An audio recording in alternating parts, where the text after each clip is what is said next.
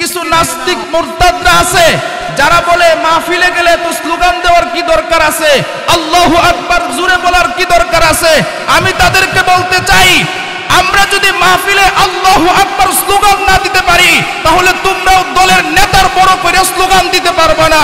রব হলো এই জগতের মালিক, রবের স্লোগানেই এই জমিনের মধ্যে চলবে। কথা ঠিক কিনা বলেন? নাস্তিকতা নিপাত যাক, দিন ইসলাম জিন্দাবাদ, কোটি প্রাণে একই আওয়াজ। ক্ষুধাদ্রোহী ছাড় পাবে না, এই বাংলাইটাই হবে না, মুসলমানরা জেগেছে আজ। ঠিক কিনা বলেন?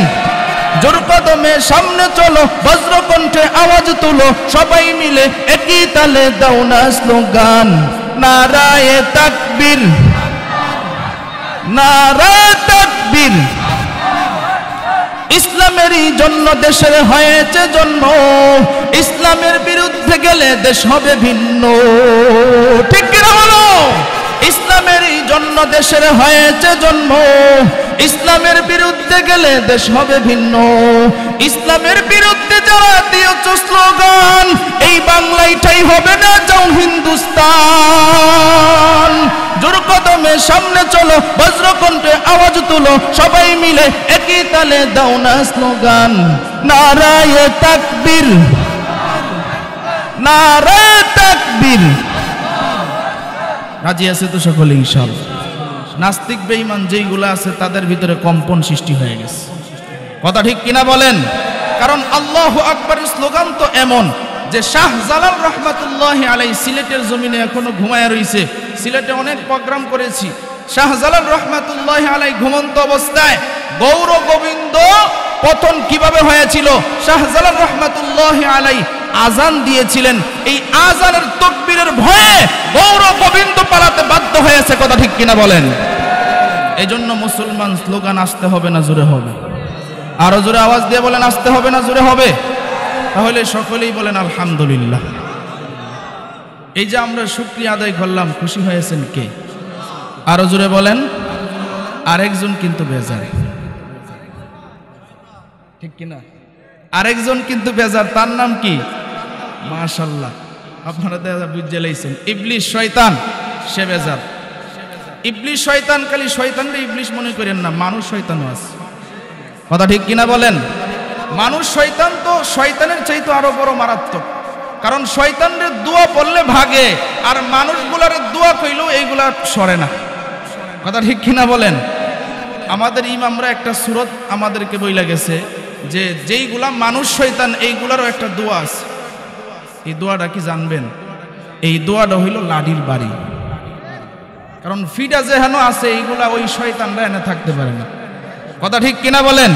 তবে শয়তানগুলোকে বলতে চাই, দুনিয়ার জমিনেও যদি পিঠা থেকে বাঁচো ক্ষমতার কারণে, কবরে যাওয়ার পরে ফেরেশতাদের পিঠা থেকে তোমরা বাঁচতে পারবে না।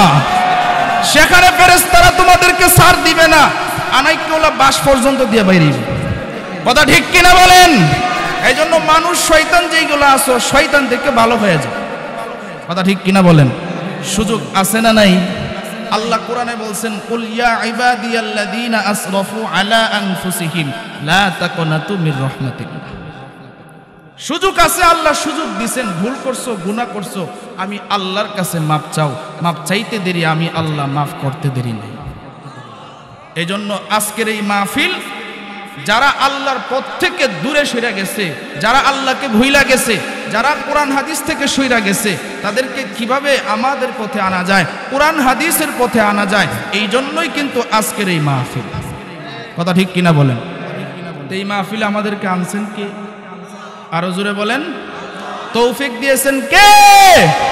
তোআতে তৌফিক তোআত হামজাতু ই আমানত ওয়া ইজাবত হামজাতু। তোআতে তৌফিক তোআত হামজাতু ই আমানত ওয়া ইজাবত হামজাতু। तौफीक से होते हैं नेमतों की खजीना, तौफीक से होते हैं नेमतों की खजीना।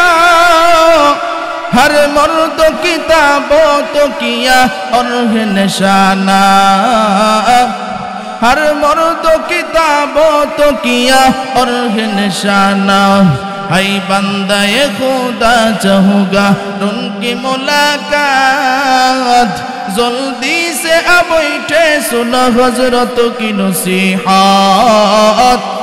जल्दी से अब बैठे सुना हजरत की नसीहत एरे नबीर उम्मतेर दल আল্লাহ রব্বুল আলামিন আমাদেরকে এখানে আনছেন আল্লাহ যদি আমাদেরকে এখানে না আনতেন এখানে আসার শক্তি আমাদের ছিল না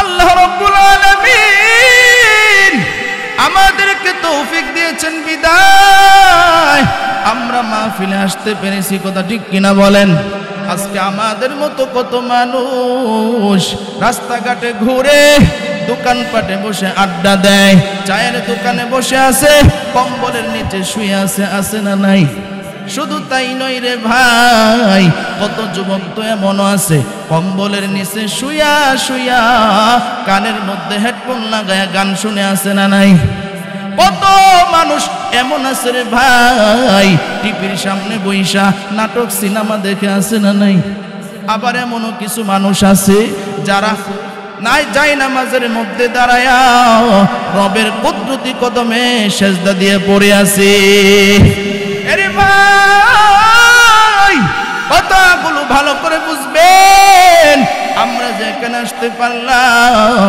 কি পরিমাণ ভাগ্য আমাদের নবী ডাক দিয়া কয় কোরআন হাদিসের আলোচনা যেখানে হয় যেখানে জিকিরের মজলিস হয় যেখানে দ্বীনের কথা হয় ওই জায়গাটা হইল জান্নাতের বাগান এই জান্নাতি বাগানে যারা আসবে যারা কোরআনের কথা শুনবে যারা কোরআনের এই আয়োজনটুকু করবে যারা কোরআনের কথা বলবে নবী ডাক দিয়া কয় তিন দলের সগীরা গুনাহ আল্লাহ মাফ করে দিবেন আরে ভাই এখানে আমরা যারা আছি সকলেই তো মানুষ কথা ঠিক কিনা বলেন আমরা মানুষ কিন্তু একবারও আল্লাহর কাছে আমরা দরখাস্ত করি নাই আল্লাহ আমাদেরকে মানুষ বানাও কথা ঠিক কিনা বলেন আল্লাহ রাব্বুল আলামিন আমাদেরকে যদি মানুষ না বানাইয়া কুকুর শুয়োর ভেড়া বকরি বানাইতে পারতো কি পারতো না আরো জোরে আওয়াজ দিয়ে বলেন পারতো কি পারতো না আরে ভাই আল্লাহ আমাদেরকে মানুষ বানাইছেন মানুষ বানানোর পর আল্লাহ রাব্বুল আলামিন আমাদেরকে মুসলমানের ঘরেও জন্ম দিয়েছেন কথা ঠিক কিনা বলেন আজকে যদি আমাদেরকে মুসলমানের ঘরে জন্ম না দিয়া হিন্দু বৌদ্ধ ইহুদি খ্রিস্টানের ঘরে জন্ম দিতে পারতো কি পারতো না আরো জোরে আওয়াজ দিয়ে বলেন আরে ভাই ভালো করে বুঝবেন আল্লাহ আমাদেরকে মানুষ বানাইছেন মানুষ বানানোর পর আল্লাহ আমাদেরকে মুসলমানের ঘরে জন্ম দিয়েছেন মুসলমানের ঘরে জন্ম দেওয়ার পর আল্লাহ রাব্বুল আলামিন আরেকটা নেয়ামত দান করেছেন রে ভাই ওই নেয়ামতটা হলো আল্লাহ আমাদেরকে আখিরি জামানার পয়গম্বরের উম্মত বানাইছেন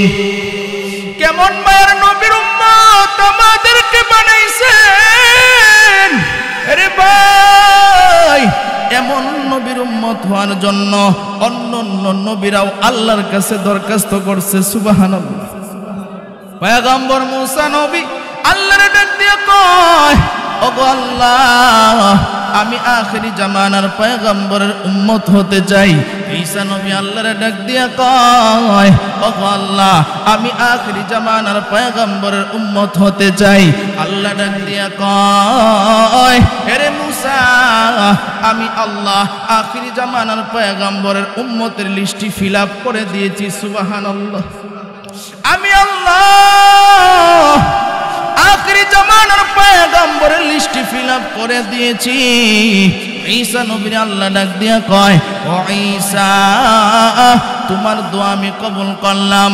কিয়ামতের আগে ইমাম মাহদী আলাইহিস সালাতু ওয়াস সালাম আসবেন, সমস্ত রাজত্ব থাকবে মুসলমানের, একজন দাজ্জালও আসবেন। আল্লাহ ডাক দিয়া কয়, হে ঈসা, ইমাম মাহদী যখন দুনিয়াতে যাবে, দাজ্জালও আসবে, আমি আল্লাহ তখন আখিরি জামানার পয়গম্বরের উম্মত বানায়া পাঠাবো, আর তুমি গিয়া ওই দাজ্জালকে ধ্বংস করে আসবে। তাহলে আমরা কেমন দামি নবীর উম্মত, সুবহানাল্লাহ কইতেন না? এই জন্য আমরা খুশি না বেজার? আরো জোরে আওয়াজ দিয়ে বলেন, খুশি না বেজার? ওই নবীর উপরে আল্লাহ 30 পারা কোরআন নাজিল করছে, সুবহানাল্লাহ। কষ্ট হইতেছে আপনাদের? এখন আসেন, এই মাহফিল হইল কোরআনের মাহফিল, কথা ঠিক কিনা বলেন? ওই নবীর উপরে আল্লাহ কত পারা কোরআন নাজিল করছে? জোরে আওয়াজ দিয়ে বলতে হবে। অনেকেই জানে না কোরআন কয় পারা, এমন মুসলমান আছে না নাই? এক মুসলমানকে জিজ্ঞাসা করা হয়েছে কোরআন কয় পারা, কয় হুজুর 60 পারা। আউযুবিল্লাহ কইতেন না? কোরআন কি 60 পারা না 30 পারা? আরো জোরে আওয়াজ দিয়া বলেন। কারণ অনেক মুসলমান এমন আছে, কোরআন তো দূরের কথা, নামাজ কয় রেখাত এটাই জানে না। আছে না নাই? এক হুজুর খুব বুজুর্গ মানুষ ছিলেন। এবার হুজুরের একজন খুব বক্ত দাওয়াত দিছে, হুজুর আমার বাড়িতে আপনি একবেলা ডাইল বাইত যাই মিলে খাইবেন। হুজুর কয়, তুই নামাজ পড়স? হুজুর নামাজ পড়ি না মানে? 5 ওয়াক্ত নামাজ একবারে ওয়াক্ত মতো জামাতের সাথে আদায় করি। যাক মাশাআল্লাহ, দাওয়াত রাখছে। এবার হুজুর বাড়িত গেছে, বাড়িত যাওয়ার পরে জিগাইতেছে, হেরে যে জিজ্ঞাসা করছি যে নামাজ পড়স কিনা, হ্যাঁ তো কইছে পড়াচ্ছে, একটু পরীক্ষা করিছে। পরীক্ষা করলে না আসল ছাত্র কোনটা নকল ছাত্র কোনটা বোঝা যায়, কথা ঠিক কিনা বলেন? এবার কয়, এদিকে আয়, ফজরের নামাজ কয় রাখাত একটু ক। এখন কে হুজুর আইতেছি কইতেছি। এখন বউর কাছে দৌড়ে গেছে, গে কয়, বউ বিপদটার মধ্যে তো হইরে গেছি গে। কয়, কি বিপদটার মধ্যে পড়ছো? হুজুরে তো জিগা এলাইছে ফজরের নামাজ কয় রেহাত। এখন কয় রেহাত কইতাম রে, এমন জামাই আছে না নাই? আরো জোরে আওয়াজ দিয়ে বলেন, আছে না নাই? এখন কয় যায়, হুজুরে তাড়াতাড়ি কই, ফজরের নামাজ হলো 4 রেহাত। কয় রেহাত? 4 রেহাত। এখন বেটা গেছে, কয় কিরে তোরে না কইছি ফজরের নামাজ কয় রেহাত কইতে? হুজুর ফজরের নামাজ হইছে 8 রেহাত। ফজরের নামাজ কয় রেহাত? 8 রেহাত। হুজুর কয় বেটা ফজরের নামাজ 8 রেহাত করতে শিখছস? হুজুর না না ভুল হয়ে গেছে, ফজরের নামাজ হলো 12 রেহাত। হুজুরে তো আরো চাইতে দম, বেটা হুজুর ভুল হয়ে গেছে, ফজরের নামাজ হলো 16 রেহাত। এখন তো হুজুর আরো চেয়েছে, হে মনত আছে মনে হয় এখনো ফজরের নামাজ মনে হয় আরো বেশি হইছে না মনে হয়? হুজুর ফজরের নামাজ হলো 22 রেহাত। হুজুর ডাক দিয়া কয়, তোর বাড়িতে আমি খাইতাম হই না। দইরা গিয়ে বউরে খুদানি শুরু করছে, তুই কি শিখাইয়া দিছিস? আমি তো সঠিকটাই শিখাইছি। কি শিখাইছিস? কয় 4 রেহাত। কয় যে বেটা 22 রেহাতে মানে না, তো 4 রেহাতে বেটা মানে। কয় যে বেটা 22 রেহাত মানে না, এবার তো 4 রেহাতে মানবো। কয় আমার কথাটা মাইন নাকি খুব 4 রেহাত, তাইলে বাঁচতে আর বা দুই রেখে হুজুর ধরাইয়া 22 রেহাত কয়েলছি, ফজরের নামাজ তো আসলে 4 রেহাত। হুজুরে কয়, আসল রাত না আইসস, তুই মনে হয় নামাজ পড়স না। হুজুর ভুল হয়ে গেছে, আজকে থেকে পড়া। পরীক্ষা করলে না আসল মুসলমান খুঁজে পাওয়া যায়, কথা ঠিক কিনা কন?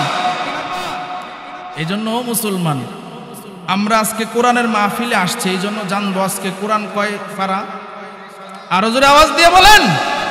এই 30 পারা কোরআনের মধ্যে 114 খানা সূরা আছে, মুখস্থ করেন। কোরআন কয় পারা? 30 পারা। মাশাআল্লাহ। সূরা আছে কয়টা? 114 খানা। 114 খানা সূরার মধ্যে আমি আপনাদের সামনে যেই সূরা তেলাওয়াত করছি, এই সূরা হইল 24 নম্বর সূরা। কত নাম্বার সূরা? 24 নম্বর সূরা। এই 24 নম্বর সূরার 52 নম্বর আয়াত আমি আপনাদের সামনে তেলাওয়াত করছি। এই সূরার নাম হইল সূরাতুন নূর। এই সূরার নাম কি? সূরাতুন নূর। খুব মনোযোগ দিয়ে বুঝবেন। আমি কোরআন হাদিসের রেফারেন্স দিয়ে দিয়ে ইনশাআল্লাহ কথা বলবো, যদি আপনারা মনোযোগ না দেন বুঝবেন না। তাহলে এখন আসেন, আমি বলতেছিলাম কোন সূরার কয় নাম্বার আয়াত আপনাদের সামনে তেলাওয়াত করছি? সূরা নূরের 52 নাম্বার আয়াত। সুবহানাল্লাহ কোন সকল। এই সূরা নূরের মধ্যে 64টা আয়াত আছে। কয়টা আয়াত? 64টা আয়াত। রুকু আছে 9টা। রুকু আছে কয়টা? 9টা। এই সূরাটা হইল মাদানী সূরা। কি সূরা? মাদানী সূরা। মক্কি সূরা, মাদানী সূরা। হয়তো মক্কায় না হয় মদিনায়। এই সূরাটা হইল মাদানী সূরা। তাহলে এখন আসেন, আল্লাহ এই সূরা নূরের 52 নাম্বার আয়াতে কি আলোচনা করছেন? আল্লাহ রাব্বুল আলামিন এই সূরা নূরের 52 নাম্বার আয়াতে আমাদেরকে 4টা কর্মসূচি দিয়েছেন। কয়টা কর্মসূচি? আরো জোরে আওয়াজ দিয়ে বলতে হবে। আরো জোরে আওয়াজ দিয়ে বলতে হবে। 4টা কাজ দিয়েছেন, কর্মসূচি দিয়েছেন।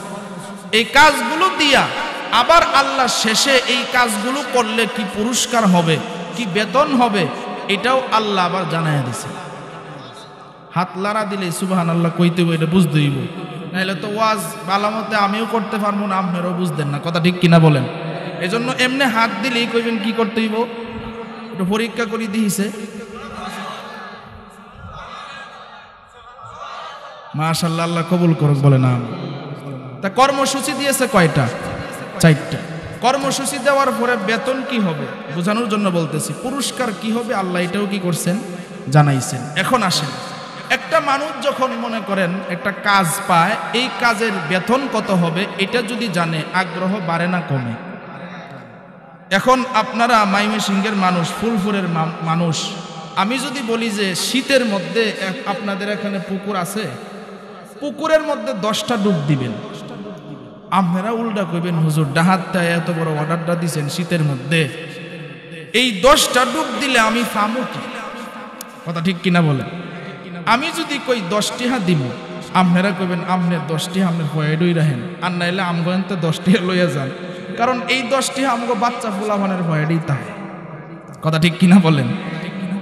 আর আমি যদি ঘোষণা দেই, যদি 10টা ডুব দিতে পারেন 1 লক্ষ টাকা পুরস্কার, তাইলে পিছন থেকে দৌড় শুরু হইব। 1 লাখ টাকা, আরে বাপরে, সারা বছর কাজ করেও 1 লাখ টাকা জমাইতারি না, ডাহাতে হুজুরাইয়া দিছে 1 লক্ষ টাকা ঘোষণা, উল্টা ভাই দৌড়বো। 1 লক্ষ টাকা আগে কামায় লই, কারণ টাকার প্রতি সকলেরই লোভ আছে। কথা ঠিক কিনা বলেন? টাকা তো সবারই দরকার, ঠিক কিনা বলেন? তবে টাকাটা হইতে হবে হালাল পন্থায়, ঠিক কিনা বলেন? এখন আসেন, আল্লাহ রাব্বুল আলামিন যে পুরস্কারের কথা বলছেন, কর্মসূচিগুলা বলবো পরে, আগে আপনাদেরকে পুরস্কারটা আল্লাহ কি দিবেন এইটা জানাবো। শুনতে রাজি আছেন ইনশাআল্লাহ?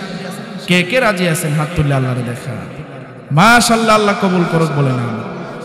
আল্লাহ কোরআনে বলেন, ফাউলাইকা হুমুল ফাইজুন।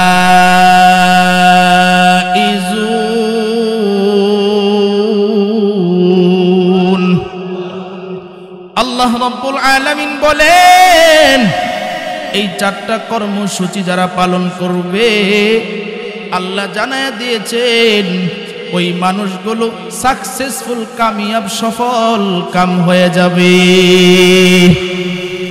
সাকসেসফুল, কামিয়াব, সফল কাম একই শব্দ, একই অর্থ। বোঝানোর ক্ষেত্রে 3টা শব্দই আপনাদেরকে বললাম। আল্লাহ বলছেন তারা সাকসেসফুল হয়ে যাবে। এখন বুঝেন সাকসেসফুল মূলত কারা, এটা বুঝতে হইলে তাফসীর কারকরা কি লিখেছেন এটা জানতে হবে। তাফসীরে কুরতুবীর মধ্যে তাফসীর কারকরা লিখেছেন, যারা সাকসেসফুল হতে হবে যাদের, তাদের গুণ লাগবে 3টা। গুণ লাগবে কয়টা? 3টা। 1 নাম্বার গুণ, যাদের ভিতরে কোনো চিন্তা থাকবে না। 1 নাম্বার গুণ কি বলছি সকলেই বলেন? যাদের ভিতরে কি থাকবে না? চিন্তা থাকবে না। এখন সরকার থেকে শুরু করে সুইপার পর্যন্ত, নবী থেকে শুরু করে উম্মত পর্যন্ত, এমন কেউ আছে যে যাদের ভিতরে চিন্তা নাই? আছে কেউ? দেখবেন একজনে যদি জিগান, ভাই কি ব্যাপার? কয় চিন্তায় বাসি না। কি চিন্তা? কয় আমার অমুক সমস্যা, অমুক সমস্যা। ঠিক কিনা বলেন? এখন নবী থেকে শুরু করে উম্মত পর্যন্ত যে আমি কথাটা বললাম, বলবেন হুজুর নবীদেরও কি চিন্তা ছিল? হ্যাঁ, নবীদেরও চিন্তা ছিল। কি চিন্তা? খুলেন হাদিসের কিতাব, তিরমিজি শরীফের 3297 নম্বর হাদিস। এক রিওয়ায়াতে হযরত আবু বকর সিদ্দিক রাদিয়াল্লাহু তাআলা আনহু থেকে বর্ণিত, আরেক রিওয়ায়াতে হযরত ইবনে আব্বাস রাদিয়াল্লাহু তাআলা আনহু থেকে বর্ণিত। আবু বকর সিদ্দিক রাদিয়াল্লাহু তাআলা আনহু বলেন, ওগো পয়গম্বর, আপনার মাথার 20টা চুল পেকে গেছে। হাল সিত্তা ইয়া রাসূলুল্লাহ, আপনার মাথার 20টা চুল যে পাকলো, ওগো পয়গম্বর, কোন চিন্তায়, কোন টেনশনে, কোন পেরেশানিতে আপনার 20টা চুল পেকে গেল? নবী ডাক দিয়া কয়, আবু বকর, আল্লাহ কোরআনে একটা সূরা নাজিল করছে, যেই সূরার নাম হইল সূরাতুল হুদ। এই সূরা হুদের চিন্তায় আমি রাসূলের মাথার চুল পেকে গেছে। ডাক দিয়া কয়, আবু বকর, আল্লাহ কোরআনে আরেকটা সূরা নাজিল করছে, যেই সূরার নাম হইল সূরাতুল ওয়াকিআ। এই সূরা ওয়াকিআর চিন্তায় আমি রাসূলের মাথার চুল পেকে গেছে। ডাক দিয়া কয়, আবু বকর, আল্লাহ কোরআনে আরেকটা সূরা নাজিল করছে, যেই সূরার নাম হইল সূরাতুন নাবা। এই সূরা নাবার চিন্তায় আমি রাসূলের মাথার চুল পেকে গেছে। ডাক দিয়া কয়, আবু বকর, আল্লাহ কোরআনে আরেকটা সূরা নাজিল করছে, যেই সূরার নাম হইল সূরাতুশ শামস। এই সূরা শামসের চিন্তায় আমি রাসূলের মাথার চুল পেকে গেছে। তাহলে এখন বুঝেন রাসূলের চিন্তা ছিল কি ছিল না? আরো জোরে আওয়াজ দিয়ে বলেন। এখন আসেন, সাহাবীদের মধ্যে চিন্তা ছিল কি ছিল না? সাহাবীদের মধ্যে জান্নাতের 1 নাম্বার সার্টিফিকেট পেয়েছেন কোন সাহাবী? মাশাআল্লাহ, মাশাআল্লাহ। কি নাম? আবু বকর সিদ্দিক রাদিয়াল্লাহু তাআলা আনহু। তিনি কাপড়ের ব্যবসা করতেন। ওলামায়ে কেরাম যারা আছেন তারা জানেন, উনি বড় কাপড়ের ব্যবসায়ী ছিলেন। তিনি একদিন দোকানে বসে রইছে, একজন মহিলা আইসা কয়, ও আবু বকর, আমার একটা কাপড় প্রয়োজন। কয়, ঠিক আছে মা, নেন আপনার একটা কাপড়। কাপড় নিল, টাকা দিল। আবু বকর সিদ্দিক রাদিয়াল্লাহু তাআলা আনহু দোকান বন্ধ কইরা চইলা গেলেন। কিছুদিন পরে মহিলা আবার আইসা আবু বকরকে ডাক দিয়া কয়, ওই আবু বকর, আপনার দোকানের কাপড় যে নিছিলাম, এই কাপড়টা আমার পছন্দ হয় নাই। আবু বকর ডাক দিয়া কয়, যদি পছন্দ না হয় কাপড় দিয়া যান, টাকা নিয়ে যান। মহিলা কাপড় দিয়া গেল, টাকা নিয়ে গেল। আবু বকর দোকান বন্ধ কইরা গিয়া যাই নামাজ বিছায়া নামাজে দাঁড়ায় গেছে। নামাজে যখন দাঁড়াইছে, তখন আল্লাহর কোরআনের কারীমের তেলাওয়াত করতেছে। তেলাওয়াত যখন করতেছে, তখন একটা আয়াত যখন নামাজের কোরআন তেলাওয়াতের মধ্যে আসলো, তখন তিনার চোখ দিয়া ঝর ঝর করে পানি পড়া শুরু হয়ে গেল। সাহাবায়ে কেরাম দৌড়ে আসলো। কি হইল? আবু বকর কেন এত কাঁদে? নামাজ শেষ করলো, আবু বকর সিদ্দিক রাদিয়াল্লাহু তাআলা আনহুকে নিয়ে সবাই বের দিয়ে বসে রইছে। ও আবু বকর, কেন কাঁদেন? কইও না, আমার দোকানে একজন মহিলা ছিল, এই মহিলার জন্য আজকে আমার চোখ দিয়ে জোর জোর করে পানি পড়তেছে।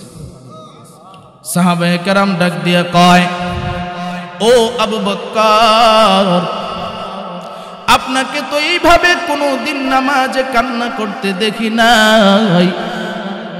মহিলার জন্য কেন আপনি কাঁদেন? কি হয়েছে? মহিলাকে আপনার সাথে কোনো বেয়াদবি করেছে? আবু বকর ডাক দিয়ে কয়, ও সাহাবীরা, না না, কোনো বেয়াদবি করে নাই। কি হয়েছে? বলে, সে আমার দোকান থেকে কাপড় নিয়েছিল, আবার কাপড় ফেরত দিল।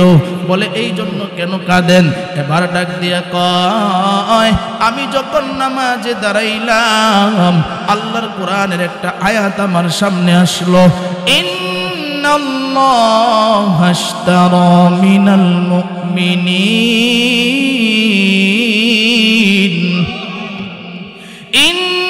ইন্নাল্লাহা আশতারা মিনাল মুমিনিনা আনফুসাহুম ওয়া আমওয়ালাহুম বিআন্না লাহুমুল জান্নাহ। আবু বকর সিদ্দিক রাদিয়াল্লাহু তাআলা আনহু ডাক দিয়ে কয়, ও সাহাবীরা শোনো, আল্লাহর এই কোরআনের আয়াতে আল্লাহ ডাক দিয়া কয়, নিশ্চয় আমি আল্লাহ মুমিনের জান আর মালের বিনিময়ে জান্নাত দিব। ও সাহাবীরা শোনো, মহিলা আমার দোকান থেকে কাপড় নিয়েছে, সে আবার কাপড় ফেরত দিয়েছে। আমি জিজ্ঞেস করেছিলাম, ওগো মা, কাপড় কেন ফেরত দিলেন? বলে আমার কাপড় পছন্দ হয় নাই। ও সাহাবীরা শোনো, আল্লাহ যে এখানে বলেছেন মুমিনের জান আর মালের বিনিময়ে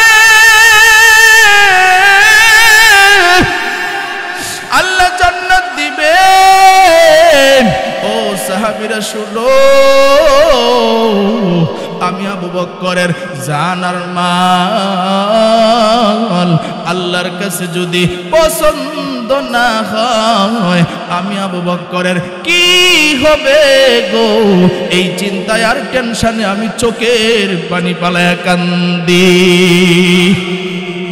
ও যুবক ভাই, ও বৃদ্ধ বাবাজি, তাহলে চিন্তা করে দেখেন, দেখলাম নবী চিন্তা আছে না নাই? আরো জোরে আওয়াজ দিয়ে বলেন আছে না নাই? দেখলাম সাহাবী জান্নাতের 1 নাম্বার সার্টিফিকেট যার নামে লেখা আছে, তিনারও চিন্তা আছে না নাই? এখন দেখব আউলিয়া কেরাম যারা আল্লাহর ওলি, তাদের চিন্তা আছে না নাই? আল্লাহর ওলিদের মধ্যে একজন বড় ওলি ছিলেন, যার নাম ছিল হযরত হাসান বসরি রহমাতুল্লাহি আলাইহি। উলামায়ে কেরাম বুঝছেন উনি কত বড় মাপের আলেম এবং বুজুর্গ ছিলেন। তিনি একদিন পানির উপরে জায়নামাজ বিছায়া নামাজে দাঁড়ায় গেছে। আর একটু আস্তে কোন, মহিলারা মনে হয় শুনবো, আর একটু জোরে কোন সুবহানাল্লাহ। আজকে আপনি করে ওয়াজ শুনাই যাবো ইনশাআল্লাহ। রাজি আছেন না ইনশাআল্লাহ? আল্লাহ কবুল করো, বলেন আমিন। কষ্ট পাইতেছেন? মাশাআল্লাহ। শুনেন, জায়নামাজ বিছায়া যখন নামাজে দাঁড়ায় গেছে, এবার ওনার একজন ছাত্রী ছিল যার নাম রাবিয়া বসরিয়া। তিনি যখন দেখলেন তার উস্তাদ পানির উপরে জায়নামাজ বিছায়া নামাজে দাঁড়াইছে, এটা সহজ না কঠিন? এখন তিনি ডাক দিয়া কয়, আমার উস্তাদ পানির উপরে জায়নামাজ বিছায়া নামাজে দাঁড়াইছে, কি সর্বনাশটা না জানি করছে। এখন যদি আরেকজন সাধারণ মুসলমান এটা দেখে যে পানির উপরে জায়নামাজ বিছায়া নামাজ পড়ছে, কিছু মুসলমান তো আগাগোড়া কিচ্ছুই বুঝে না, গিয়া মনে করবে উনার মতো বড় ওলি আর কেউ নাই, তখন সেজদা দেওয়া শুরু করবে। কথা ঠিক কিনা বলেন? এবার তিনি চিন্তা করলেন এটা কিভাবে প্রতিবাদ করা যায়। আল্লাহরে ডাক দিয়া কয়, আল্লাহ আমার উস্তাদ তো পানির উপরে জায়নামাজ বিছাইছে, আল্লাহ আমার একটু শক্তি দেও না, আমি যেন বাতাসের উপরে জায়নামাজ বিছায়া নামাজ পড়তে পারি। আর একটু জোরে বলেন না সুবহানাল্লাহ। এবার আল্লাহ তারে শক্তি দিল, বাতাসকে স্থির করে দিল। আল্লাহর ক্ষমতা আছে না নাই? তিনি এবার বাতাসের উপরে জায়নামাজ বিছায়া নামাজে দাঁড়াইছে। হাসান বসরি নামাজ শেষ কইরা আকাশের দিকে তাকায়া দেখে কে যেন আসমানের বাতাসের উপরে বৈশা বৈশা নামাজ আদায় করতেছে। হাসান বসরি ডাক দিয়ে, কে রে, তুই বাতাসের উপরে জায়নামাজ বিছাইছস? তাড়াতাড়ি নাম। এবার রাবিয়া বসরিয়া নামছে, নামার পরে কয়, কিরে তুই বাতাসের উপরে জায়নামাজ কে লেগে বিছাইলি? ছাত্রী তো। এবার ডাক দিয়ে কে, উস্তাদ আপনি ফানির উপরে কে লেগে জায়নামাজ বিছাইছেন? একটু জোরে কইতেন না সুবহানাল্লাহ। ডাক দিয়ে কয়, মন চাইছে এই জন্য বিছাইছি। আমারও মন চাইছে, আমিও এই জন্য বিছাইছি। সুবহানাল্লাহ। কি খেলাটা না খেলতেছে? সুবহানাল্লাহ কইতেন না? এইগুলো হইল আল্লাহর ওলিদের খেলা। কথা ঠিক কিনা বলেন? এবার রাবিয়া বসরিয়া যখন এই কথা কয়, হাসান বসরি ডাক দিয়া কয়, রাবিয়া রে, আমি তোমারে বিয়া করতে চাই। এখন বুঝেন, ওয়াজ বুঝতে হবে। বুঝতেছেন সকলেই? চলতেছে আলাপ আলোচনা, তর্ক বিতর্ক। এখন এর মধ্যে বিয়া কেন আসলো? বিয়ার করাটার ব্যাপারে যে আলোচনা হইছে, এটার কারণ আছে না নাই? কারণ হইল আল্লাহর পয়গম্বর হাদিসের মধ্যে বলছেন, হাসরের ময়দানে স্বামী আর স্ত্রী উভয়জন যখন নেককার হবেন, তখন আল্লাহ জান্নাতের টিকিট যখন স্বামী আর স্ত্রীকে দিবেন, তখন স্বামী আর স্ত্রীকে আল্লাহ ডাক দিয়ে বলবেন, ও স্বামী আর স্ত্রী, তোমরা তাড়াতাড়ি একসাথে হও, তোমরা একজন আরেকজনের আঙ্গুলে ধরো, একজন একজনের দিকে তাকাও, মুস্কি হাসি দাও, এবার সামনের দিকে তাকাও। তাকায়া যখন সামনের দিকে তাকাবে, তাকানোর সাথে সাথে দেখবে আল্লাহ ওই স্বামী আর স্ত্রীর জন্য জান্নাতের দরওয়াজা খুলিয়া দিয়েছে। এখন যদি স্বামী দিনদার হয়, স্ত্রী যদি বদকার হয়, কিংবা স্বামী বদকার স্ত্রী দিনদার, আছে না নাই? তাহলে কি হবে? রাসূল বলেন তাহলে স্ত্রী নেককার, স্বামী বদকার। স্ত্রীর হাতে আল্লাহ জান্নাতের টিকিট দিবেন, স্বামীর ঠিকানা হয়ে যাবে জাহান্নাম। জাহান্নামে তার খাতার মধ্যে জাহান্নামের নাম লেখা হবে। স্ত্রী যখন জান্নাতের টিকিটটা তার হাতে দেওয়া হবে, স্ত্রী যখন জান্নাতে যাবে দেখবে তার স্বামী তো তার সাথে নাই। ওই ডাইনে বাইমে সব জায়গায় স্বামী আর স্ত্রী জান্নাতে যায়, তখন ওই স্ত্রীটা আল্লাহরে ডাক দিয়ে বলবে, আল্লাহ আমার ডাইনে বামে সব জায়গায় দিয়ে জুড়াই জুড়াই জান্নাতে যায়, তাহলে আমার জোড়াটা কই? আল্লাহ তখন ডাক দিয়ে কবে, এই জুরার খবর লইস না, তোর জামাই তো দুনিয়াতে আকাম আর কুকাম কম করে নাই। কথা ঠিক কিনা বলেন? এমন জামাই আছে না নাই? এক বউ তো আরো 10 বেটির সাথে প্রেম করে, আছে না নাই? আর বউরাও কম বালা না। কি বউরাও কি এত বালা? কিছু কিছু বউ এমন আছে এক জামাই তো আরো 10 বেটার সাথে কথা ঠিক কিনা বলেন? বিদেশে অনেকের জামাই থাকে, এইদিকে বিদেশে আছে কিনা জানি না, তবে আমি যেখানে থাকি অনেক বিদেশি আছে। আমরা খবর পাই, আমি এখন যে মসজিদে আছি এর আগের মসজিদে এক আমার মসজিদের সভাপতি, এই বেড়ার ছেলে তাহে বিদেশ। এই ছেলের বউ কি করছে, তার অ্যাকাউন্টে ওই ছেলে টাকা উপার্জন করে অ্যাকাউন্টে টাকা পাঠায়। ওই মহিলা কি করছে, 10 লাখ টাকা লইয়া আরেক ছেলের সাথে হিজরত করে চলে গেছে। হিজরত করে কি করছে, চলে গেছে। এখন তো লাগছে হাউ কাউ। তাহলে এমন বালা বউ আইন আছে না নাই? এগুলা কি বালা? আরো জোরে আওয়াজ দিয়ে বলেন। এই সমস্ত নিমক হারাম মহিলা হইল সবচাইতে বড় বেয়াদব। কথা ঠিক কিনা বলেন? যেই সমস্ত স্বামীরা বিদেশের বাড়িতে তাদের রক্তকে পানি করে টাকা পয়সা উপার্জন করে বর অ্যাকাউন্টে পাঠায়, আর যেই সমস্ত বউয়েরা নিমক হারামি করে ওই টাকাগুলো নিয়ে আরেক ছেলের সাথে ভেগে যায়, এই সমস্ত মেয়েরা কোনো সময় ভদ্র হইতে পারে না, সভ্য হইতে পারে না। কথা ঠিক কিনা বলেন? সভ্য হইতে পারে না। এই জন্য মা বোনেরা যারা শুনতেছেন ভালো করে শুনেন, স্বামী আপনাদের বড় একজন নেয়ামত। আর স্বামী যারা আছেন তারাও শুনেন, স্ত্রী আপনার জন্য বড় একটা নেয়ামত। এই জন্য স্বামী আর স্ত্রীর মধুর মিলন, এই ভালোবাসা যাদের ভিতরে থাকবে, রাসূল বলছেন ওই ঘরটাই জান্নাতের বাগান হয়ে যায়। এই জন্য স্বামী স্ত্রীকে ভালোবাসতে হবে, স্ত্রীও স্বামীকে ভালোবাসতে হবে। কথা ঠিক কিনা বলে? এখন মহিলার কথা মনে আসেনি? কষ্ট হইতেছে আপনাকে? মহিলা এবার কয়, আল্লাহ এই যে টিকিট দিছো, এই টিকিট আমার লাগতো না, তুমি লয়ে যাও। আল্লাহ কয়, কিরে বান্দি কে লাগে? কয় ওই দিকে জুরাই জুরাই যায়, আমার জান্নাতের টিকিট দরকার নাই, আমার জোড়া কই? এবার আল্লাহ ডাক দিয়ে কয়, এই বান্দি, আমি আল্লাহ কি ফকির নাকি? আল্লাহ কি ফকির? আল্লাহ কোরআনে ডাক দিয়ে কয়, ইয়া আইয়ুহান নাস আনতুমুল ফুকারাউ ইলাল্লাহ ওয়াল্লাহু হুয়াল গানিয়্যুল হামিদ। আল্লাহ রাব্বুল আলামিন বলেন, আমি আল্লাহ হইলাম সকল ধনীদের ধনী। সুবহানাল্লাহ। সকল ধনীদের ধনী কে? আরো জোরে আওয়াজ দিয়ে বলেন কে? কোটি টাকার মালিক দেখো, অভাব হয় না দূর, গরিবে ঘুমায় আরাম করে মনটা বাহাদুর। ফেরাউনের লাশটা দেখো মিশর জাদু ঘরে, খায় না মাটির পোকা মাছি সবাই ঘৃণা করে। হৃদয়ে থাকিবে যার নম্রতা সদা, রহমতা শিবেতা প্রভুর ওয়াদা। বড়র বড়াই থাকলে দিলে রহমত আসবে না, নিজেকে নিজে ছোট মনে করিও সদা। উঁচু জমিন থেকে পানি নিচ জমিনে যায়, তেমনি খুদার রহমত আসে নমরুদের হৃদয়। ভোগবিলাসের বাড়ি গাড়ি পরে হেরবে সব, থাকতে সময় স্মরণ করো আল্লাহ আমার রব।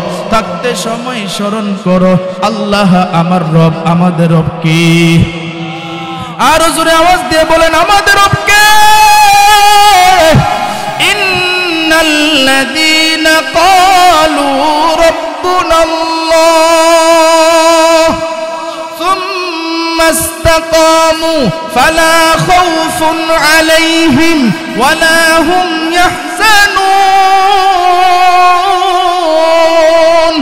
এই কালাম জিন্দা কুরআনে হাকিম, হিকমতে উলা ইয়াজালাসতু কাদিম, জামিউল আলমা ফিল কুরআনে হাকিম, তাকাসরাআতুন ওয়া ফাহামুর রিজালিন, বাকা কুরআন কালামুল্লাহ বশনু, কাদিমাস্তি নুইনু। আল্লাহু আকবার বলেন। মনে আছে নি আপনাদের ওই মহিলা দেখতে কয়, ওগো আল্লাহ এই টিকেটটা তুমি নিয়ে নাও। ওই মহিলারে আল্লাহ ডাক দিয়া কয়, ও আমার বান্দি, আমি আল্লাহ তো ফকির না। মহিলা এবার ডাক দিয়া কয়, ওগো আল্লাহ আমি জানি তুমি ফকির না, আমি জানি তুমি আল্লাহ গফুরুর রহিম, আমি জানি তুমি আল্লাহ রহমানুর রহিম। ওগো আল্লাহ তোমার থেকে দয়া মায়ার কেউ নাই, তোমার থেকে ক্ষমাশীল আর কেউ নাই। ওগো আমার রব, তোমার কাছে জানাই আমার যে জামাইটা জাহান্নামে চলে গেছে, তারে কি একটু দয়া কইরা জান্নাতের টিকিট দেওয়া যায় না? আল্লাহ ডাক দিয়ে কই, ফেরেশতারে আমার বান্দে যেহেতু আমার কাছে আবদার জানাইছে, যাও তার স্বামীর নামটা জাহান্নাম থেকে কাইটা জান্নাতি খাতায় লেখিয়া দে। সুবহানাল্লাহ। ওরে ভাই, হাসান বসরির চিন্তা হইল, রাবিয়া তো আল্লাহওয়ালা, কেমন আল্লাহওয়ালা? আমি পানির উপরে জায়নামাজ বিছাইছি, আর রাবিয়া বিছাইছে বাতাসের উপরে। এই রাবিয়ারে যদি আমি বিয়া করতে পারি, তাহলে আমার আমল আল্লাহর কাছে যদি কবুল না হয়, এই রাবিয়া আল্লাহওয়ালা হওয়ার কারণে রাবিয়ার সুপারিশে এমন হইতে পারে আল্লাহ আমারে জান্নাত দিয়ে দিতে পারে। হাসান বসরির চিন্তা হইল এটা, এই জন্যই তার বিয়ার প্রস্তাব দিছে। সুবহানাল্লাহ। এবার রাবিয়া কি বলে শুনুন।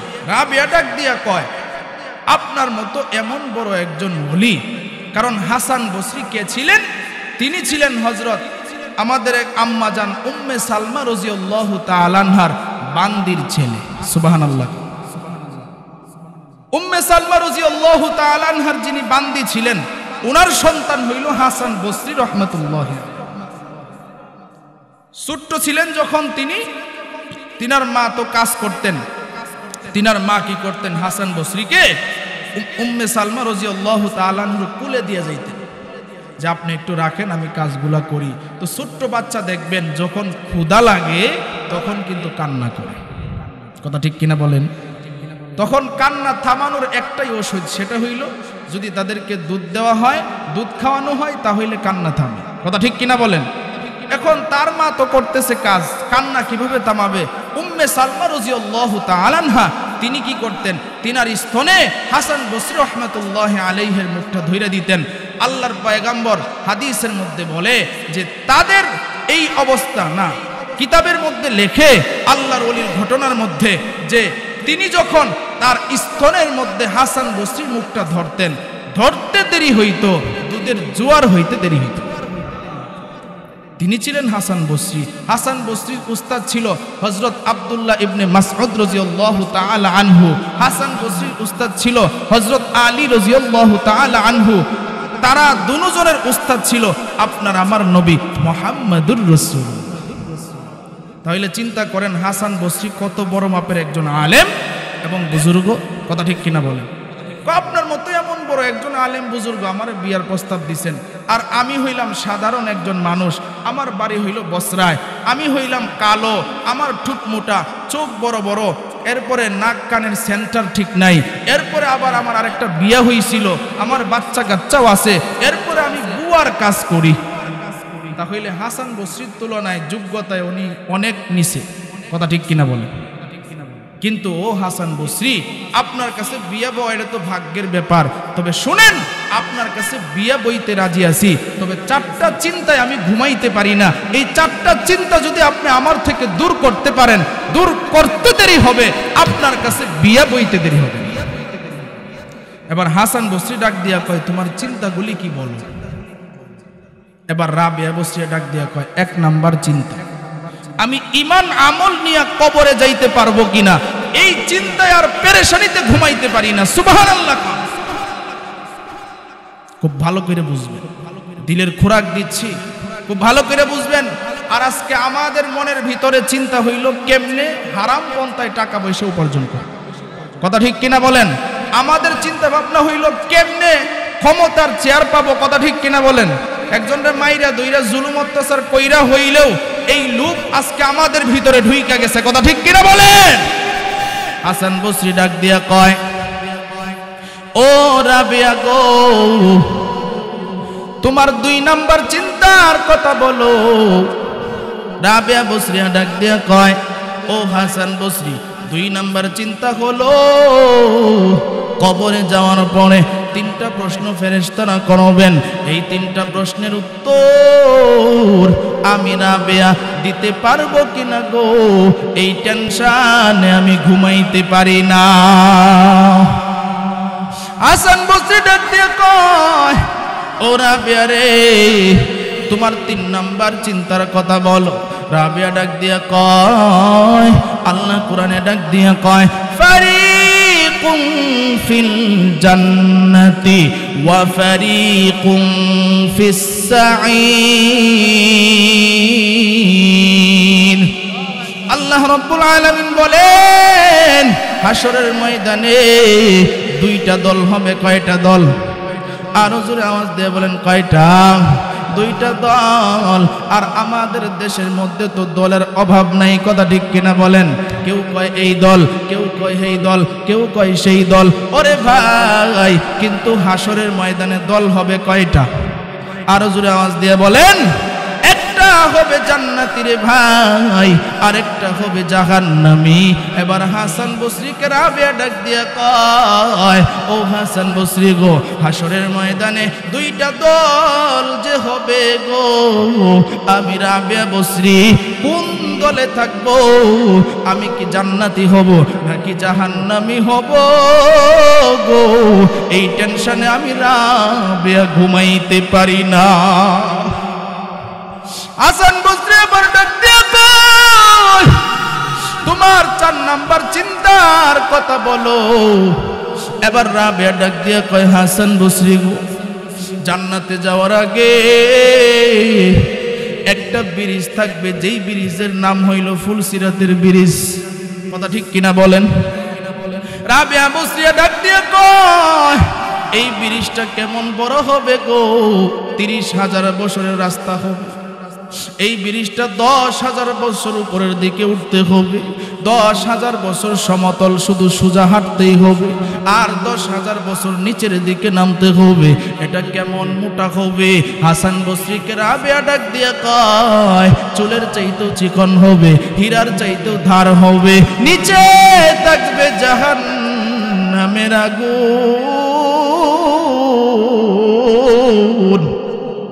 নিচে থাকবে জাহান্নামের আগুন। আর কোন লাইটিং থাকবে না, থাকবে আমাবস্যার রাত্রের চাইতেও আরো ভয়ঙ্কর অন্ধকার। এমন কঠিন রাস্তা গো, আমি রাবিয়া কিভাবে পার হব? এই টেনশনে আমি ঘুমাইতে পারি না। হাসান বসরি ডাক দিয়ে কয়, ও রাবিয়া রে, তোমার যে 4টা চিন্তার কথা তুমি বলেছো, এই 4টার চিন্তার কথা আমি তোমার চিন্তা দূর করব কিভাবে গো? আমি হাসান বসরি তো এই 4টা চিন্তায় ঘুমাইতে পারি না। আল্লাহু আকবার বলেন। তাহলে চিন্তা করেন। আর আমগো দেশে যে ফ্যাট মোটা বন্ডরা আছে, আছে না নাই? এইগুলো যদি হইতো দেন না হমানে জান্নাতের টিকিট দিতে তাহে, কথা ঠিক কিনা বলেন? একটু খালি ফদ ফাইবো বা বইলেই যে কোনো জায়গায় দাঁড়ায়া কয় জান্নাতি মানুষ, কথা ঠিক কিনা বলেন? জান্নাতের টিকিট সমানে দিতে থাকে, অথচ নবী আল্লাহর আদেশ ছাড়া কেউরে জান্নাতি কয় নাই। সুবহানাল্লাহ। আর আমরা হুজুররা কিছু লুভে পইরা জান্নাতের টিকিট সমানে দিতে থাকে, আছে না নাই? এমন ভণ্ড যদি হইতো দেখেন না, কত হুজুর আছে গান গায়, আছে না নাই?